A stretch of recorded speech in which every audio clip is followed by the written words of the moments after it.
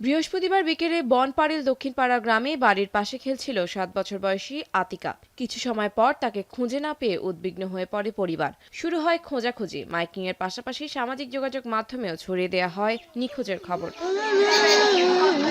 পরে প্রতিবেশীদের তথ্যের ভিত্তিতে সন্দেহ করা হয় একই এলাকার কিশোর নাইমকে। তাকে জিজ্ঞাসাবাদের এক পর্যায়ে পাশের একটি ভুট্টা খেতে নিয়ে যায় সে। পরে সেখান থেকেই হাত পা বাঁধা অবস্থায় উদ্ধার করা হয় আতিকার মরদেহ। স্বজনদের অভিযোগ, স্বর্ণালংকার লুটের উদ্দেশ্যেই শিশুটিকে হত্যা করা হয়েছে। ওর কানে ছিল স্বর্ণের দুল।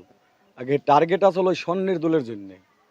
স্বর্ণের দুল নিয়ে আমার ভাস্তিকে বইট্টা খেতে মাইরা ফালাইতে হয়ে গেছে। নাইম নামের এই ছেলেটা আমাকে আমার সামনে আতিকাকে নিয়ে গেছে। ঘটনার পর অভিযুক্ত কিশোর পালিয়ে গেলে ক্ষোভে ফেটে পড়ে স্থানীয়রা। এরপর অভিযুক্তের বাবা পান্নু, ভাই নাজমুল ও চাচা ফজলুকে ধাওয়া করে গণপিটুনি দেয় উত্তেজিত জনতা। এতে ঘটনাস্থলেই নিহত হন ওই কিশোরের বাবা ও চাচা। গুরুতর অবস্থায় তার ভাই নাজমুলকে হাসপাতালে ভর্তি করে পুলিশ। অন্যদিকে ছেলের বিরুদ্ধে অপরাধের অভিযোগে নিরপরাধ দুইজনকে পিটিয়ে হত্যার অভিযোগ নিহত পান্নুর স্ত্রী নার্গিসের। ব্যবহার করে ওরা বুড়ে দুই পোলারে ওর আনিছে অনেক, আমার দেওয়ার নিছে। ছোট পোলার দেখলাম ওই ঘরের মধ্যে আটকায় মারবার নিল।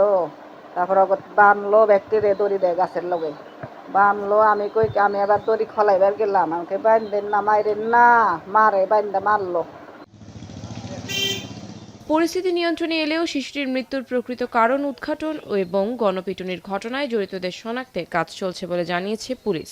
গতকাল ঘটনাটা শোনার মাত্রই আমাদের পুলিশের অফিসার ইনচার্জ তদন্ত সাথে সাথে ওইখানে রওনা দেয় এবং এই ব্যাপারে যে নিরাপত্তামূলক সকল ব্যবস্থা আমরা গ্রহণ করেছি এখন, যাতে পরিস্থিতি কেউ গোলাতে না করতে পারে এবং পরিস্থিতিটা এখন স্বাভাবিক।